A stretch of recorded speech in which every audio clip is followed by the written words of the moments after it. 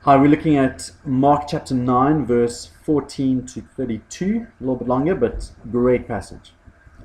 When they came to the other disciples, they saw a large crowd around them and the teachers of the law arguing with them.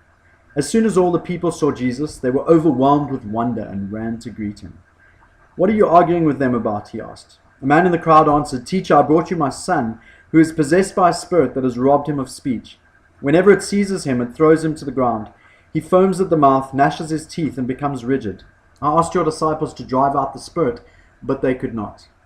"O unbelieving generation," Jesus replied, "how long shall I stay with you? How long shall I put up with you? Bring the boy to me." So they brought him. When the spirit saw Jesus, it immediately threw the boy into a convulsion. He fell to the ground and rolled around, foaming at the mouth. Jesus asked the boy's father, "How long has he been like this?" "From childhood," he answered. "It has often thrown him into fire or water to kill him. But if you can do anything, take pity on us and help us." "If you can?" Jesus asked. "Everything is possible for him who believes."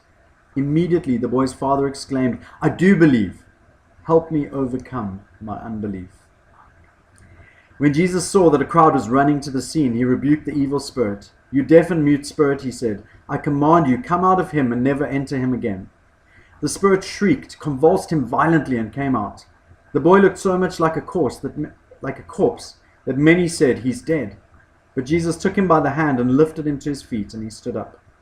After Jesus had gone indoors, his disciples asked him privately, "Why couldn't we drive it out?" He replied, "This kind can only come out by prayer." They left that place and passed through Galilee. Jesus did not want anyone to know where they were, because he was teaching his disciples. He said to them, "The Son of Man is going to be betrayed into the hands of men.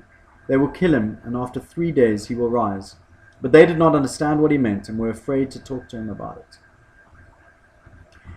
So this is a really great passage and contains kind of one of my favorite phrases in the Bible. But let's get there. Let's first look at verse 19. "O unbelieving generation," Jesus replied, "how long shall I stay with you? How long shall I put up with you? Bring the boy to me." And there's just kind of a glimpse into the fact that maybe kind of the humanness of Jesus. He seems to be getting like a little pissed off with these oaks. It's like, really? Roll eyes, sigh. How long? Like, how many times do I have to go through this? How much have you not watched me? Have you not heard my teaching? Okay, bring him here. Let's do this again. And yet there's the sense of patience. There's the sense of his communication with the Father isn't rushed. He's not stressing about the fact that this boy is demon possessed. He's asking questions. He's finding out the history.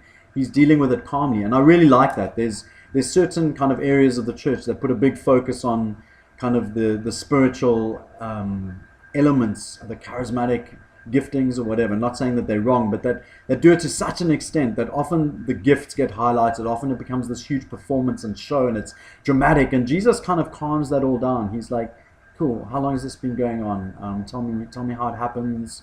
Right, let's do this." And he speaks to the demon, and there's like a loud shriek, there's a convulsion, and it's so hectic that people think the boy is dead. So it is quite a dramatic thing. But notice that Jesus isn't bringing the drama. Jesus is kind of just dealing with it calmly, and there's this response. And that's what I like. When Jesus, it's like the Spirit, loud motorbikes outside. Anyway,